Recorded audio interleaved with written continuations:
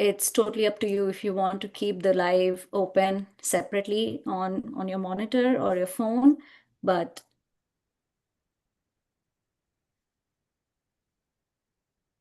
okay, we are live. We will start the conversation in about 3 minutes, but technically things look okay right now. But yeah. I mean, is So this mostly immigrant or recent immigrant community? I mean, I'll just change, my comments to be more. it really depends. We have had our readers are both Right. from all different stages of their immigrant journey, and I think the kind of things we would talk about would be relevant to either. But if you have specific resources for either of the community, please do mention it. Like you can specify that for sure. So I think we have both kinds would be I mean, I was relevant. thinking more just of like how what I say or like Mm-hmm. using culturally, Mm-hmm. more specific things like, um, even just things that are in language or whatever. I mean, I don't, I tend to just speak in English, but like, there are little things that if you're speaking to a more immigrant audience, then you can just say those things. Yeah, so I mean, it is predominantly, I would say, the Indian immigrant community, Right. and who has been here for a few years. But I do believe that for a conversation like this, we will have a few who have recently moved and would like to know about resources that they can apply if they need. Hopefully not, but if they need Absolutely. it in any situation that is difficult for them. Um, we have about a minute to go.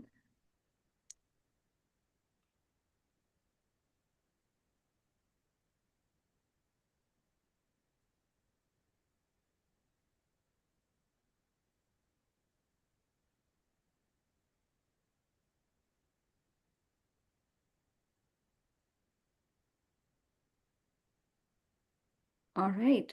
So it's time to start a conversation. So it's 5:30 p.m. Hello, everyone. Welcome to the latest episode of Chai and Chat. I'm Prachi Singh, the audience engagement editor at India Currents. And today, in the honor of AAPI Heritage Month, I'm joined by Manjusha Kulkarni, the executive director of AAPI Equity Alliance and a co-founder of Stop AAPI Hate, the nation's largest reporting center tracking anti-AAPI hate acts. Thank you, Manju, for taking time to be here on the show where people can ask you real questions in real time about facing anti Indian, anti South Asian hate, discrimination, and how to empower themselves against it. Please, if you could just briefly introduce yourself and share actually what led to the creation of Stop API Hate. Sure. Thanks so much, Brachi, for inviting me to join, and happy API Heritage Month to all of you. A little bit about myself. So I was born in India, came with my parents when I was 2 years old. As a result, actually, of the Immigration Act of 1965, it was something, many in our community don't realize was actually an effort of Black civil rights leaders after they got passage of the Civil Rights Act, the Voting Rights Act. They realized that immigration laws in the United States really prevented those outside of Europe from coming. So that Immigration Act allowed my parents and me to come to the United States in the early 70s. We first settled in Kansas City where they did their residencies, and then we moved to Montgomery, Alabama, which is what I consider my hometown.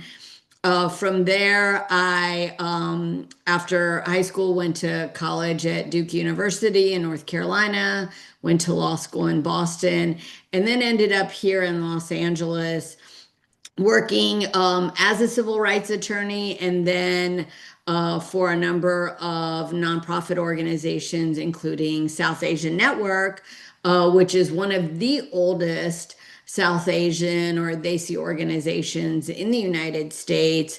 It advances issues of health, safety, and well-being for the LA and Orange County communities. And I joined my current organization, AAPI Equity Alliance, in 2017. And in early 2020, before there was a single confirmed case of COVID-19 in Southern California, even all of California, there was an incident that happened at a local public school. A 12-year-old boy was outside on the schoolyard during recess, and another child approached him and said, "You're a coronavirus carrier. Go back to China." The poor child responded reflexively, "I'm not Chinese," to say, he couldn't go back to China since he's not from China. And when he said that, he was punched in the face and head 20 times. And so we realized that racism, sadly, was even more virulent than the disease itself in terms of its spread. That a 12-year-old would say this to a classmate, that he would even be aware of the racial animus and the scapegoating that connected the virus to Chinese or Chinese people. Within a few weeks, we got several hundred incident reports from all across the country. And we launched Stop AAPI Hate to get data and research, do policy and advocacy, and really make the community aware of what our challenges are and what we can do about it.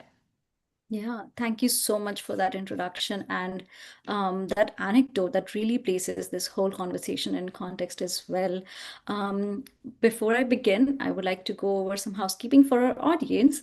Everybody joining in on YouTube, please introduce yourself in the comments. We love seeing where you're joining from. We want you to participate in this conversation. Please put your questions, comments in the chat, and we'll try to get to as many as we can. And we will be keeping a track of your questions. There could be slight delays in us getting to those, so please be patient. Please keep your comments and questions respectful and on topic. We want this to be a positive space for everyone. Don't forget to hit that heart button if you're enjoying the conversation.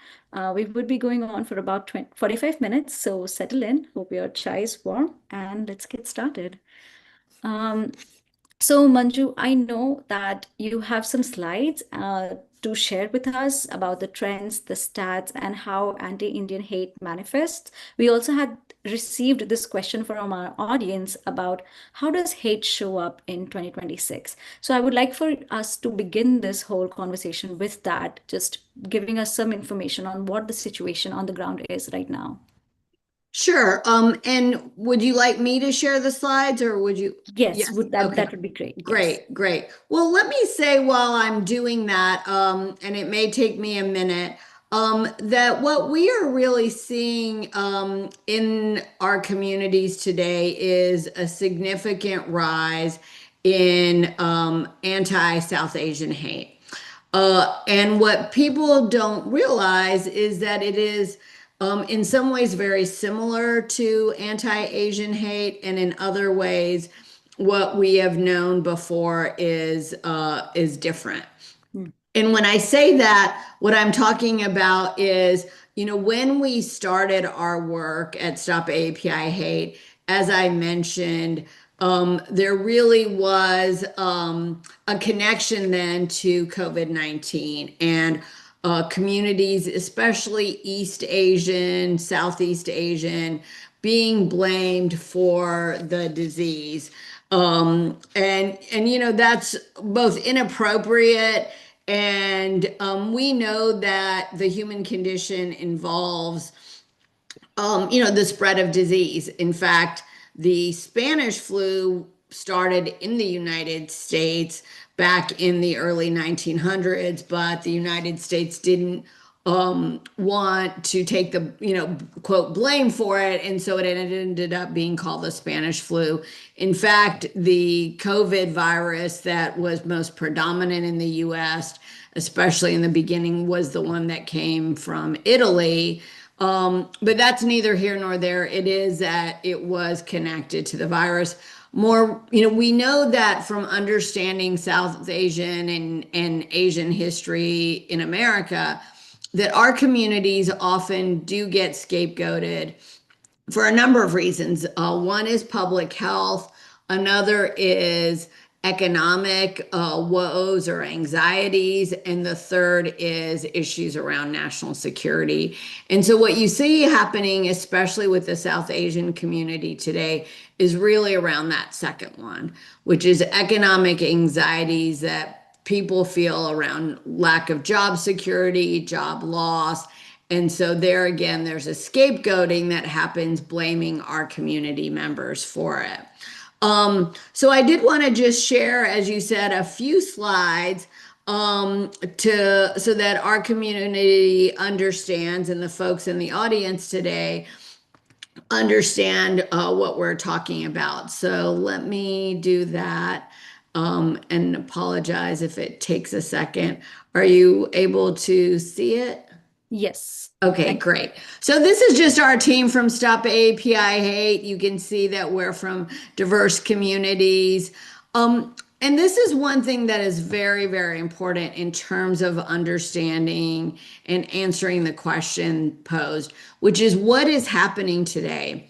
And we call it the trifecta of hate.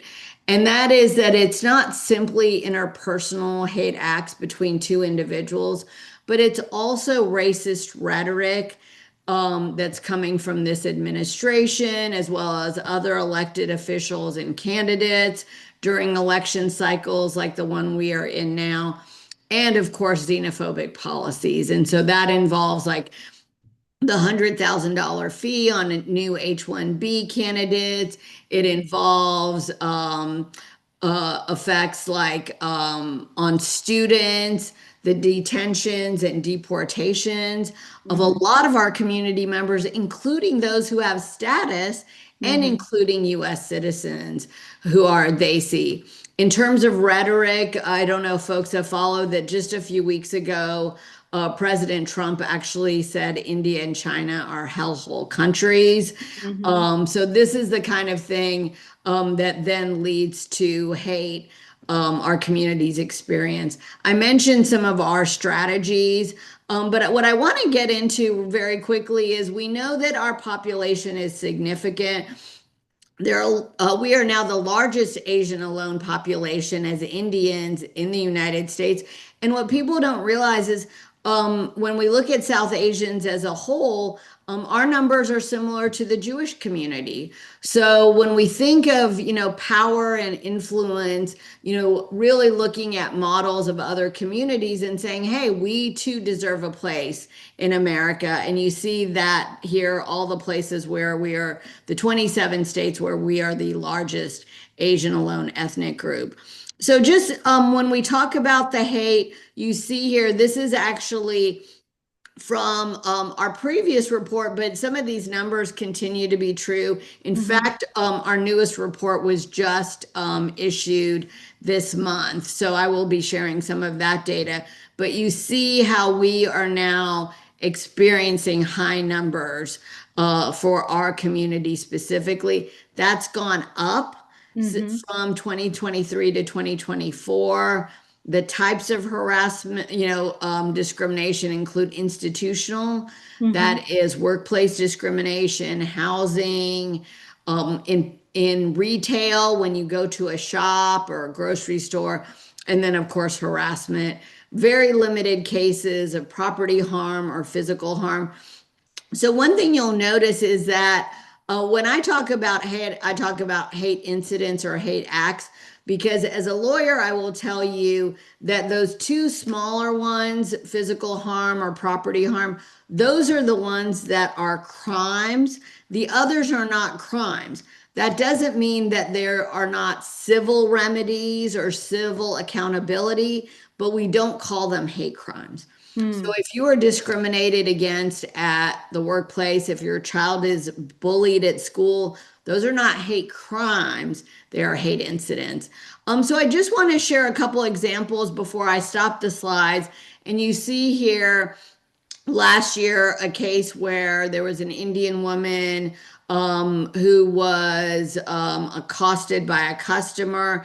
And this is what we're starting to see a lot of, which is rhetoric that weaponizes either the president himself or his policies. So you see there in red, he says, "I'm glad Trump is deporting you," using an expletive. "I hope you have a green card." And then he uses more expletives. So you see that. I just wanted to share one more incident in terms of, what's being said to folks. We are just seeing really so much of this that I think it's really noteworthy. This is the last one I will share, which Mm-hmm. is when we see what's happening now. Um, our comments or terms used against our communities, you see, are actually much higher in usage. These are slurs, jeeth and budjeeth, especially against young people. I know we'll be talking about that in a few minutes, how to Mm-hmm. guard against that for our kids. But all of you who are parents should know of this. I myself was not aware of this term until I learned it from our data and research team. And then I began to hear about it from my friends who are also parents, especially of younger kids, who said their kids had been called these names. Mm-hmm. So I'll stop there, so that we can move on to the next question. Yeah, but that was very eye-opening as well, Manju. I think the numbers and the comments, they really show what is actually happening on ground. Um, what does the mainstream media coverage of this hate look like? Is it on par with the trends on the ground with the incidents? It's been mixed actually. One thing we have noticed is that, there very much has been a misunderstanding that anti-Asian hate largely was only about COVID and that it was only about interpersonal attacks. Mm. And so we try really to disabuse reporters of these two false notions because, as I said, it is continuing. It does look different, but Mm-hmm. that doesn't mean that it's not taking place. So, yes, COVID is largely behind us as a pandemic, Mm-hmm. but that doesn't mean that anti-Asian hate is gone. It now, especially against those who are Indian or South Asian, is about economic anxiety. And then when we see it, especially wielded against Chinese Americans, it is often about national security and China being seen as a threat to the United States. The other notion that's incorrect is that it's gone, that it's only interpersonal. And we know again from these incidents that it involves also the rhetoric that's used and it involves policies that now are weaponized against our communities, right? A few Mm-hmm. years ago, there was nothing about H-1B visa holders. There was nothing, related to international students or trying to put a halt to international students coming to the US. And so Right. these are really as a result of government policies and the rhetoric coming out of this administration. Right, absolutely. So, moving on a little bit towards resources, now that we have talked about what it looks like, what can somebody do if they experience this? So, we did also have a question come in. There are anti-Indian sentiments felt outside of work and school, such as at the gym, the grocery store. You shared an example as well, salon, restaurants, etc. So, could you address how to respond when such situations occur in public? Sure. Well, there are a couple of things that you can and should do. First off, we encourage you to report to Stop AAPI Hate. So that way we understand what is going on, right? And many folks turn to us for this data, and that includes elected officials. Here in California, our Attorney General, the California Civil Rights Department. We work very, very closely with them. And you'd be surprised, but we actually get many more incident reports than they do, Mm, partly because people don't always feel comfortable reporting to them. mm, Now, of course, if you need help, you should always get that help. So we encourage folks, If you feel that your safety and well-being is at issue, absolutely call 911 in the moment when it's happening because we can't be there. We're not a fire marshal or fire chief. We're not the police or other. I don't run an ambulance service. So you need to call 911 for that sort of help. Mm-hmm. But what you could also do in the moment is say you're at a grocery store or a restaurant, you can talk to the manager if you feel comfortable and say, this is what happened to me. Mm-hmm. I think it was inappropriate. That's illegal discrimination. And I want to file a complaint. Mm-hmm. Right. So you can do that internally with the institution. You also should go to the California Civil Rights Department. There's a program called California versus Hate, where they make sure that every person across the state who feels that they've experienced it can get that help. Mm-hmm. They will connect you with a local community-based organization who provides mental health services, that provides legal assistance, that can provide and offer trainings and other things. So all of this is available to you. So it's called the California Civil Rights Department, and the program is California versus Hate. Here in Los Angeles, we have a specific LA versus Hate program, which is very similar.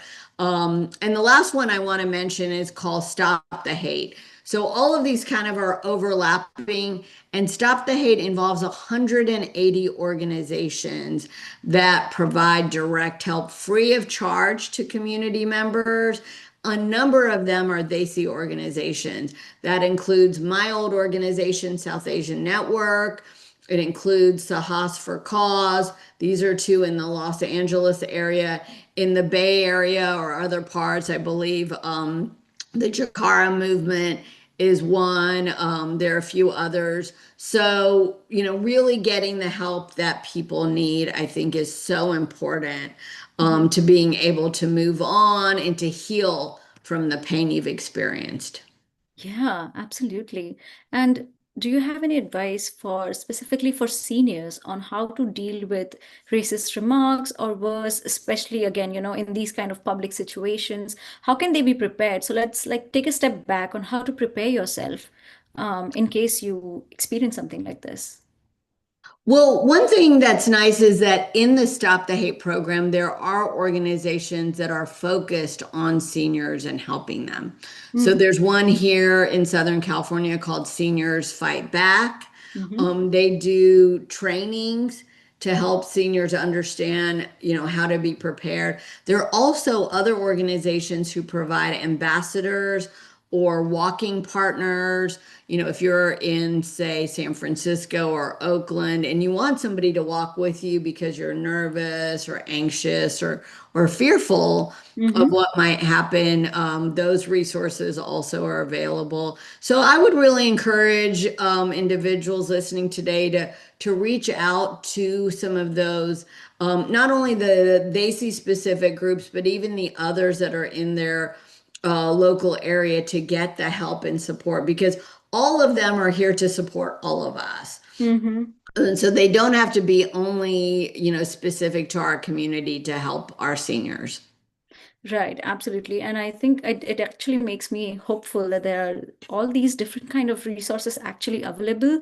And to our audience, we will be noting all of these down, and anybody who registered would be receiving all of these resources in a PDF. So please don't worry if you're not able to take a note right now, you will be receiving that. I can also link to a few in the description of this chat at the end, so that everybody at least has, on easily available for them to take a look at later on.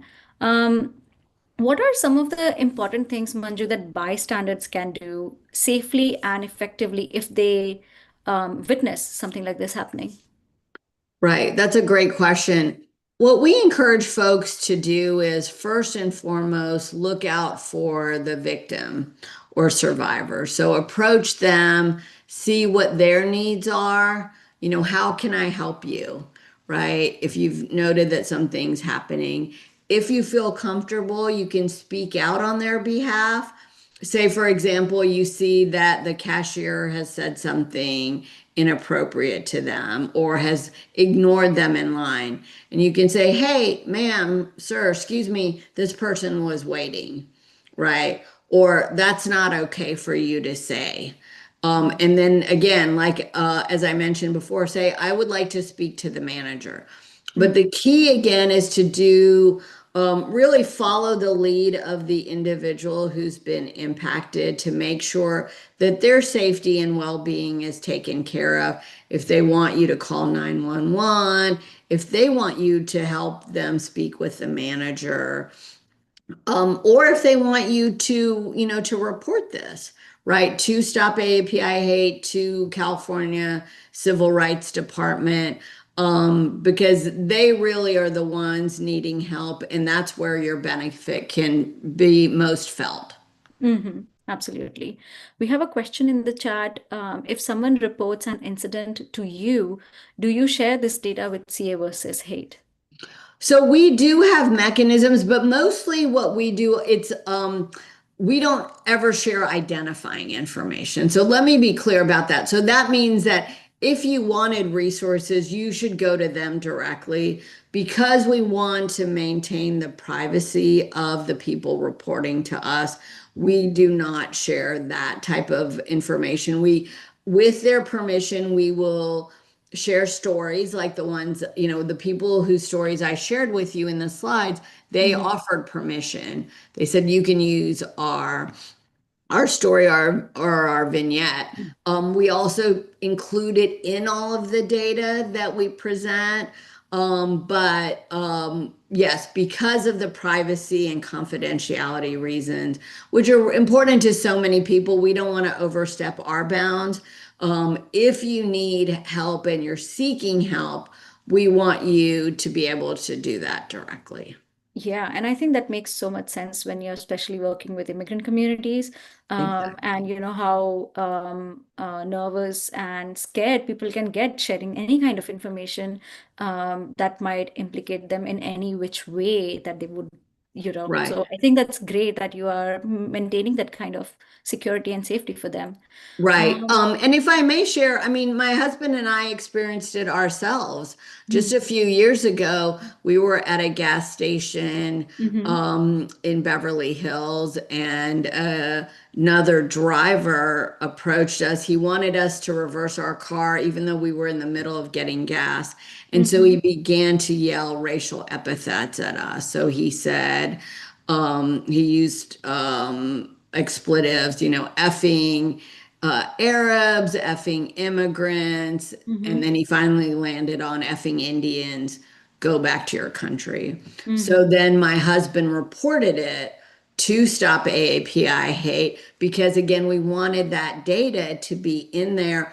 And in that particular instance, he did not need additional resources, but he wanted it to be included in the data. So Right. that's just one example. And just to say that, I'm not immune either to what's happening, even as I work on these issues. Right, right. Is there a specific kind of advice that you would like to give to parents specifically? I know we talked about that early on. You mentioned it. First off, how can they start to begin to talk to their children about racism and belonging without creating an environment of fear?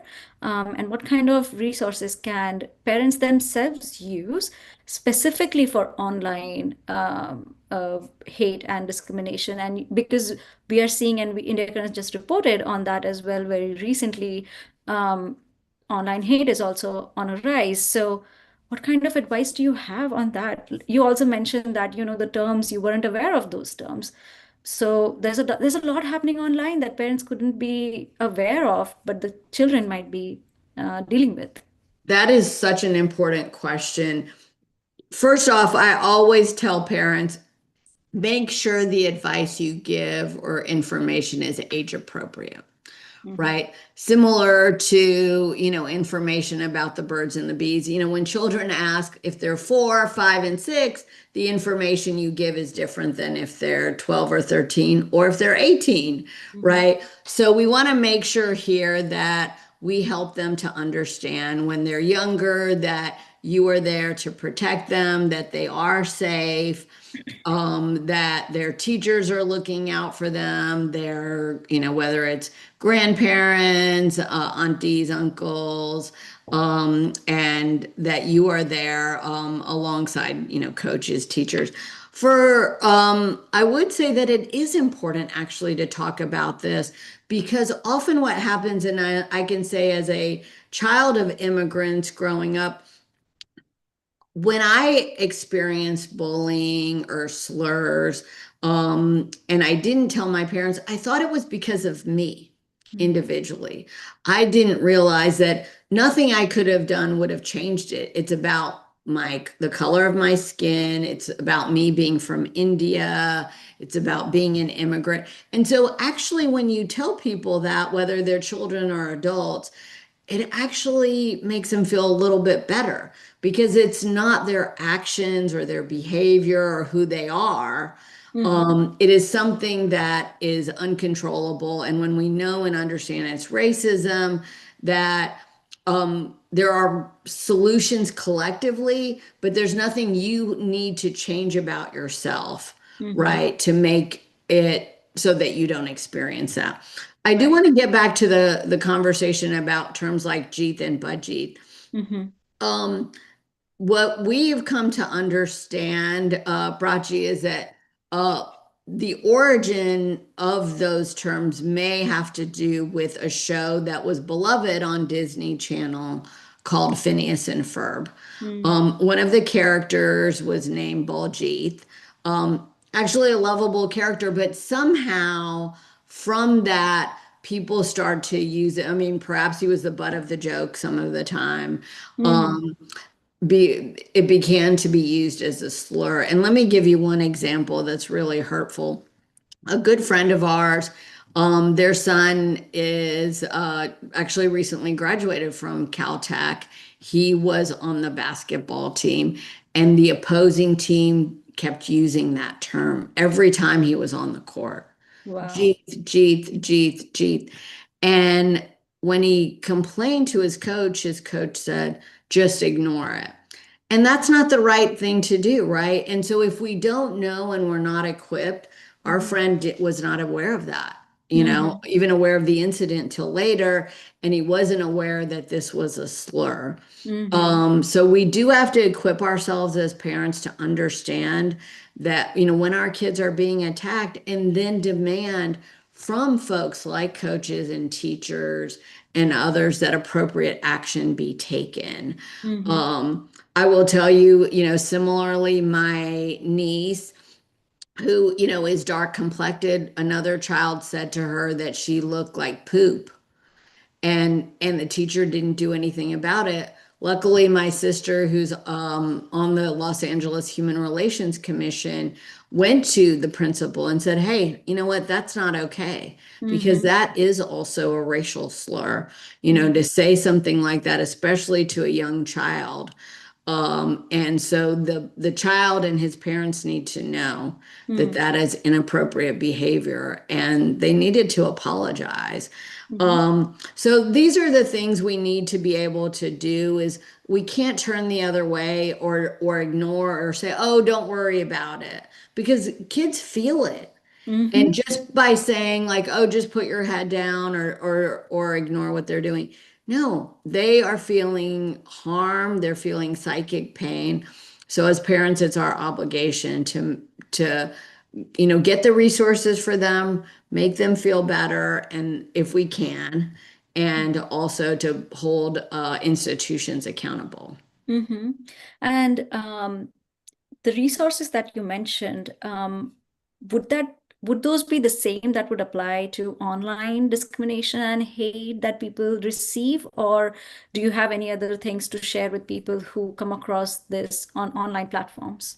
Right. So online is tricky because, I mean, of course, online has become more and more our regular space, right? Yeah. We spend many hours a day online. What I would say is If it's directed at you and it is a very specific threat or comment, Mhm. absolutely. You can, I mean, you can report it to us for sure at Stop AAPI Hate. You can also report it to the California Civil Rights Department. Now, in terms of their taking action, one of the things the California Civil Rights Department does is to actually file claims against people who do the discriminating, or even institutions like Mhm. companies like Tesla or Walmart. They have filed litigation, class action litigation, in fact, against those companies for Mhm. discrimination.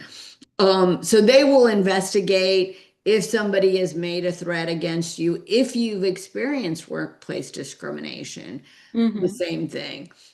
So it's important if you're seeking accountability, if you're seeking safety, to report it. Now, if you do feel like your life or well-being is threatened in Mhm. an immediate way, like they have your home address or other things, then you certainly should contact law enforcement to get protection.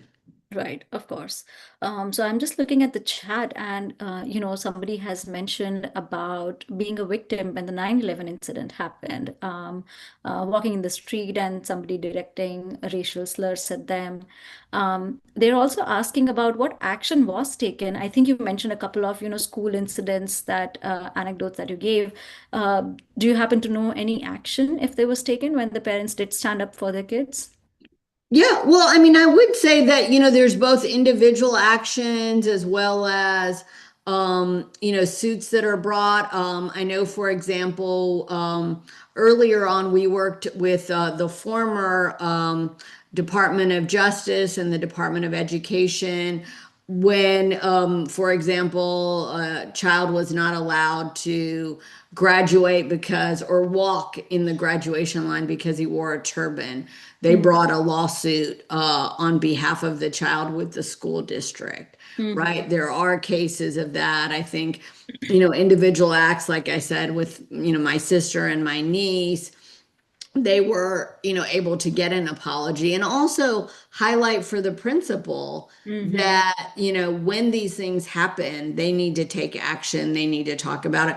I will tell you in my own younger daughter's school, she's now graduating from college, but when she experienced other kids saying racist things about India and Indians, we talked to the teacher. We then talked to the principal, and the school ended up doing a whole assembly for the middle and high school about not only anti-Asian hate, and they had invited me to speak, but also Islamophobia and Mm-hmm. also other types of discrimination against communities that were, Asian or Asian adjacent. So Mm-hmm. that was, I thought, a very positive thing because then you're getting more kids to learn and understand, right?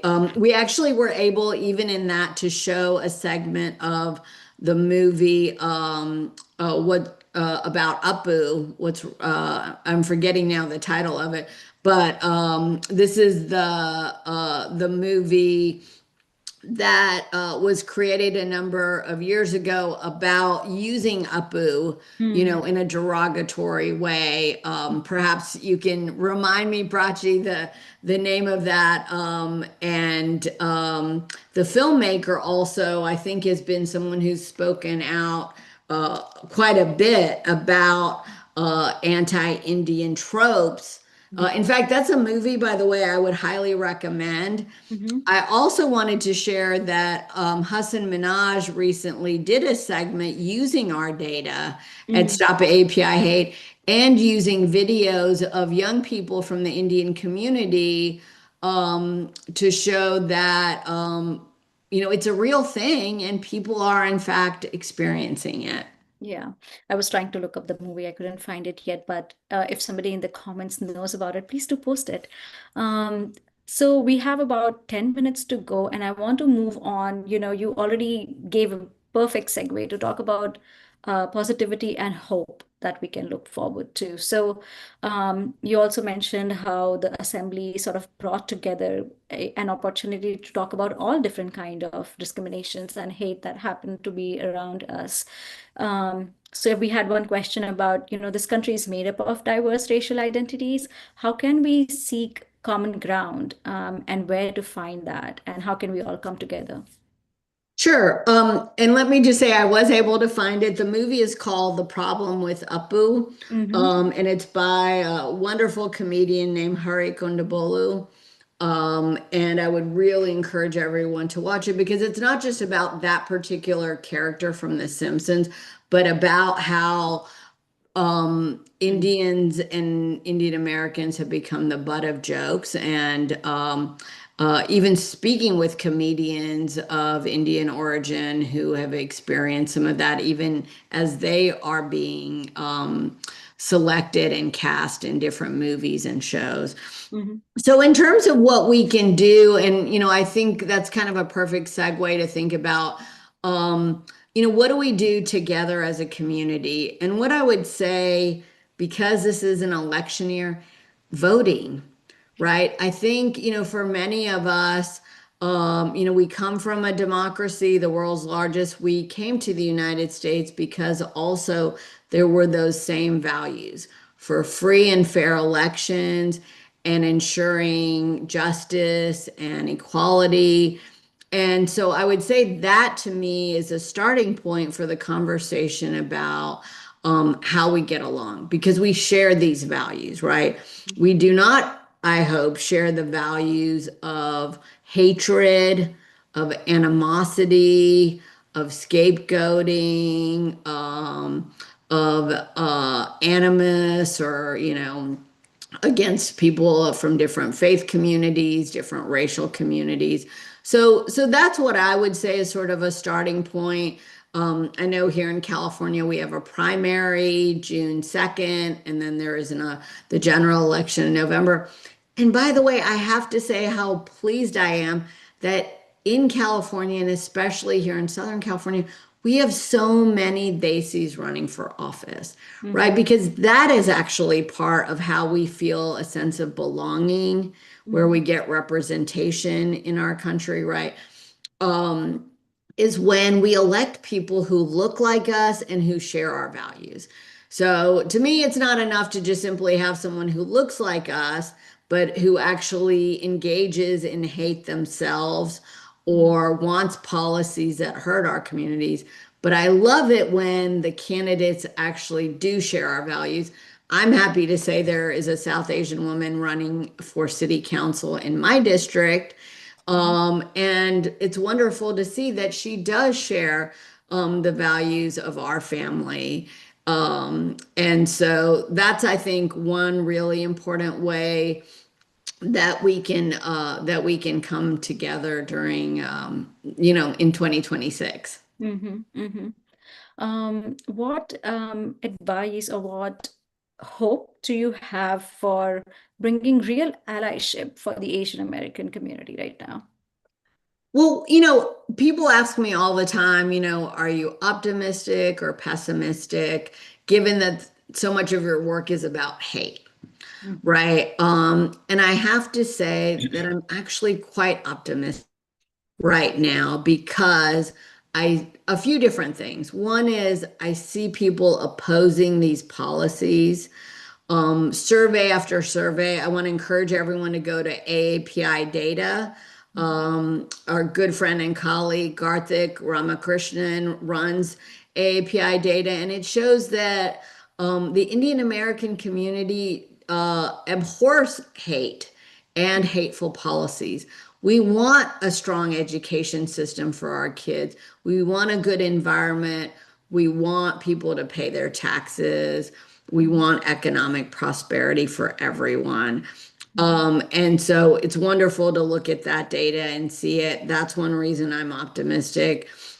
I'm optimistic because in our reports, and if I can encourage people to look at the Stop AAPI Hate reports, we've done a number that are focused on the Desi community. We, in fact, did a briefing with Raja Krishnamurthy, with Pramila Jayapal, Ami Bera, three of the folks in Congress Mm-hmm. who've been, strong advocates for our communities.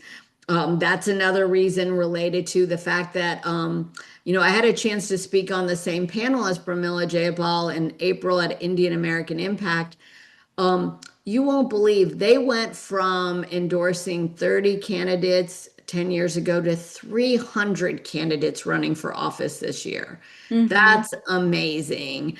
So that's also why I'm hopeful. And then the last reason actually is that after the Atlanta shooting in 2021, um, we saw so many protests, rallies, parades across the country. And what Mm-hmm. I saw here in LA, um, at the one to show support for the survivors, I saw, nannies and nanas, sometimes in wheelchairs or walkers. We saw, ammas, appas. We saw little kids, Mm-hmm. really, from strollers all the way on up to say that this is our country too. We Mm-hmm. belong and we demand justice and we demand equality.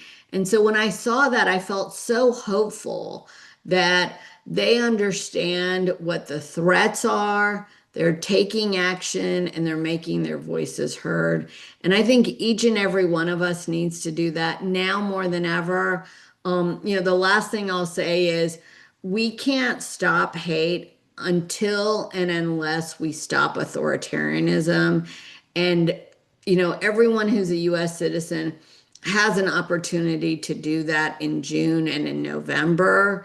And so that's, what I want to leave folks with is the fact that participating in our democracy, ensuring free and fair elections helps us also to stop hate.